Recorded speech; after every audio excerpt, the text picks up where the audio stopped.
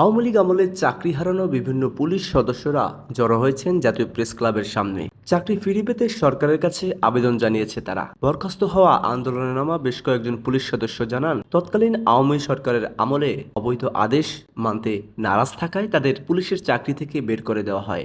জামায়াত এবং বিএনপির টানা ৩ মাস ১০ দিনের হরতাল অবরোধ চলে। ওই সময় আমার আদেশ করা হয়েছিল গুলি করো।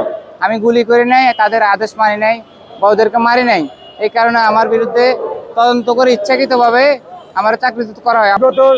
স্বৈরাচারী আওয়ামী লীগ আমল ২০০৯ থেকে ২০২৪ সাল পর্যন্ত বিভিন্ন সময়ে বিভিন্ন কারণ দেখে আমাদেরকে আওয়ামী লীগের অন্যায় আদেশ মানি নাই বিধায় চাকরিচ্যুত করা হয়েছে। তৎকালীন আওয়ামী লীগ সরকার আইজিপি পুলিশ সুপারের সমালোচনা করায় কাউকে হতে হয়েছে বরখাস্ত, কাউকে দেওয়া হয়েছে মাদকাসক্তের ট্যাগ। আমার বিরুদ্ধে মাদকের আনিত অভিযোগ এনে তদন্ত করে ইচ্ছাকৃতভাবে আমার চাকরিচ্যুত করা হয়। আমার আদালত থেকে বেকসুর খালাস করা আছে আমার ওই ২০১৮ সালে। আজকে ৮ বছর এই কাগজ নিয়ে বিভিন্ন জায়গায় ঘুরি, আমি চাকরি ফিরে পাইতেছি না। জাতীয় প্রেস ক্লাবের সামনে আন্দোলনে জড়ো হওয়া বরখাস্ত হওয়া আওয়ামী লীগ সরকারের আমলের পুলিশ সদস্যরা জানিয়েছেন, ইউনূস সরকারের আমলে তারা আবেদন জানিয়েছিলেন।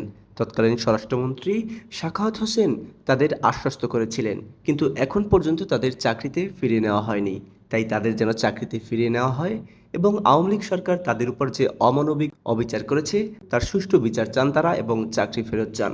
এই আওয়ামী লীগ ফ্যাসিবাদ সরকার পতনের পরে জানেন যে আমাদেরকে স্বরাষ্ট্র উপদেষ্টা এম সাখাওয়াত স্যার একটা আদেশ দিয়েছিল পুনর্বহালের জন্য।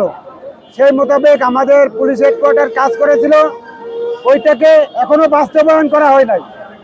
স্বরাষ্ট্র মন্ত্রণালয়ের আদেশটা বাস্তবায়নের জন্য আজকে আমরা এখানে সমবেত হয়েছি।